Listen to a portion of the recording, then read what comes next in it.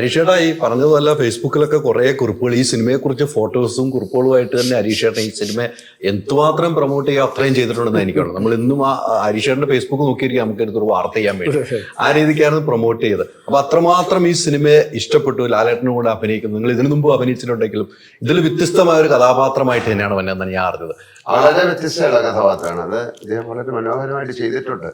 നമ്മൾ ആ സിനിമ കണ്ടാളെന്നുള്ള രീതിയിൽ ഞാൻ ഇടയ്ക്ക് സാർ പറയാന്നുള്ളതാണ് ഏറ്റവും വലിയ അവാർഡ്. ഏറ്റവും വലിയ അവാർഡ് അതാണ് തീർച്ചയായിട്ടും. ഞാൻ എത്ര പേരുടെ നല്ലത് സാർ ഒരു വാക്ക് പറയാം. അതിന്റെ ഒരു എക്സ്പീരിയൻസ് ഒന്ന്. അതെന്റെ എക്സ്പീരിയൻസ് എന്ന് പറയുന്നത്, ലിജോ ഈ ഫോണിലൂടെയാണ് ആദ്യം ഇങ്ങനൊരു സംഭവം ഉണ്ടെന്ന് പറഞ്ഞത്. അപ്പം ഞാൻ പുറത്തായിരുന്നു.